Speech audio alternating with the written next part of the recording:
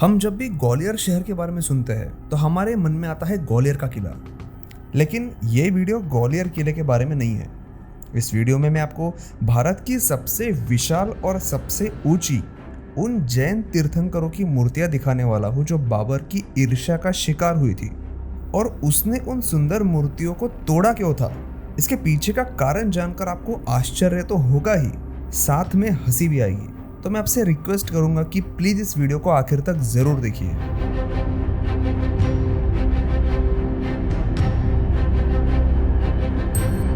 ग्वालियर में मौजूद सिद्धांचल पहाड़ी जैन धर्म के सबसे बड़े तीर्थों में से एक है। जी हाँ, ग्वालियर शहर ग्वालियर किले के अलावा यहाँ पर मौजूद जैन स्मारकों के लिए भी जाना जाता है। सिद्धांचल गुफा उरुई घाटी पर स्थित है और ग्वालियर के किले का एक हिस्सा है। आर्कियोलॉजिस्ट जेम्स बर्गेस ने इन गुफाओं का वर्णन करते हुए इन्हें जैन धर्म की सबसे बड़ी और सबसे महत्वपूर्ण गुफा बताया था। इस पूरी पहाड़ी पर 22 दिगंबर मूर्तियां हैं और साथ ही अलग अलग टाइम पीरियड में बनाए गए 6 शिलालेख भी है। यहाँ पर आदिनाथ जी की एक बैठी हुई मूर्ति है जिन्हें जैन धर्म के पहले तीर्थंकर माना जाता है।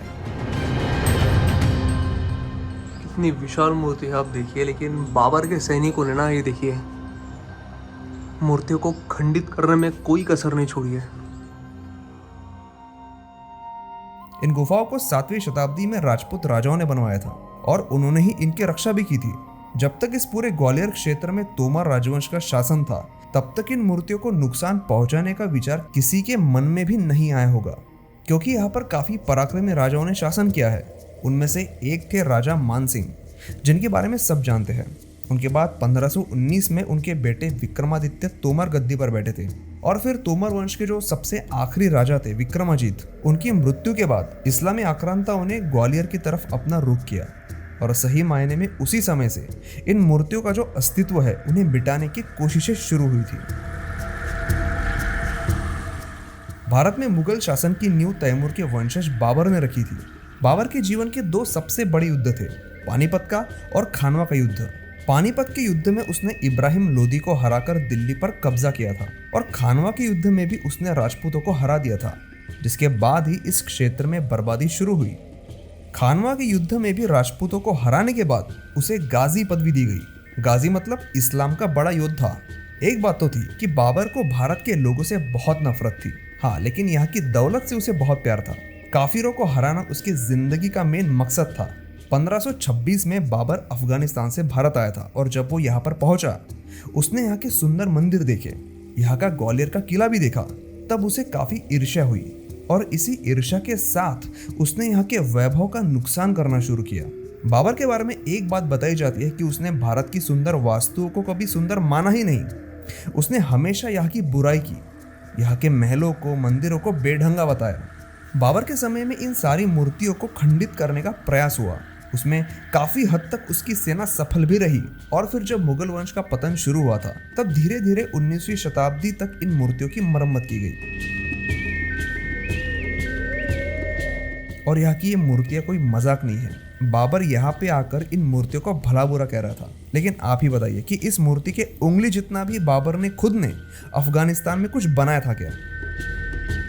जितना मुझे लगता है मुगल जहाँ से आए थे वो खुद तो वहाँ पर कुछ बना नहीं पाए, तो इसीलिए जब वो भारत आए तो यहाँ के कलाकारों की कलाकारी उनसे देखी नहीं गई। यहाँ पर जैन धर्म के सभी 24 तीर्थंकरों की प्रतिमाएं बनी हुई है और जैन तीर्थंकरों की ये मूर्तियां या तो खड़ी मुद्रा में है या फिर बैठे मुद्रा में है। यहाँ की जो सबसे बड़ी मूर्ति है वो है जैन धर्म के मुख्य तीर्थंकर श्री आदिनाथ जी की, और जैन धर्म की परंपरा के अनुसार वो नग्न रूप में खड़े दिखाए गए हैं। वो जैन धर्म के पहले तीर्थंकर थे और उनकी इस मूर्ति की ऊंचाई लगभग 57 फीट है। कुछ मूर्तियों के सिर्फ चेहरे ही तोड़े गए हैं क्योंकि उन्हें पता था कि चेहरा ही मूर्ति का एक मुख्य हिस्सा होता है, इसीलिए यहाँ की ज्यादातर मूर्तियों के सिर्फ चेहरे ही तोड़े गए हैं। तो कुछ मूर्तियों के अन्य हिस्से और लगभग सभी मूर्तियों के जननांगों को भी काटा गया है। असल में बाबर से पहले लोदी साम्राज्य ने भी ग्वालियर पर कब्जा कर लिया था, तो हो सकता है कि उसके समय में भी इन मूर्तियों को नुकसान पहुंचाया गया हो, लेकिन उसका कोई रिकॉर्ड नहीं मिल पाता। जबकि बाबर द्वारा इन मूर्तियों को नुकसान पहुंचाए जाने का रिकॉर्ड मौजूद है। बाबर जब ग्वालियर में आया था तो इन जैन प्रतिमाओं को देखने के बाद उसने लिखा था कि ये गुफाएं मतलब एक तरह से नंगी मूर्तियों का प्रदर्शन है। उनके प्राइवेट पार्ट्स भी ढके हुए नहीं है। बाबर ने खुद अपनी आत्मकथा में कबूल किया था कि उसने अपने सैनिकों को इन जैन मूर्तियों को ध्वस्त करने का आदेश दिया था। सही मायने में कहा जाए तो उसने इस तरह से इन मूर्तियों को तोड़ने की जिम्मेदारी लेते हुए बहुत गर्व महसूस किया था, जैसे कि उसने बड़ा ही महान कार्य किया हो। उसने लिखा था कि ये सारी मूर्तियां पूरी तरह से नंगी है, किसी ने भी कपड़े नहीं पहन रखे हैं।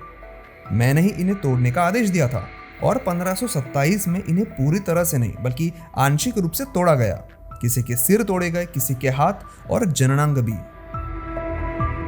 तो दोस्तों उम्मीद करता हूँ कि आपको ये वीडियो ज़रूर पसंद आया होगा, मेरी ये कोशिश ज़रूर पसंद आई होगी। अगर हाँ तो प्लीज़ इस वीडियो को लाइक ज़रूर करिए। जैन धर्म के इस मुख्य तीर्थस्थल की ये जो दुर्दशा है ये ज़्यादा से ज़्यादा लोगों तक पहुँचाने में मेरी मदद करें इस वीडियो को लाइक करके, ताकि लोग अपनी ऐतिहासिक धरोहरों के प्रति जागरूक हो और आगे ऐसे कार्य कोई करने की हिम्मत ना कर पाए। वीडियो देखने के लिए धन्यवाद।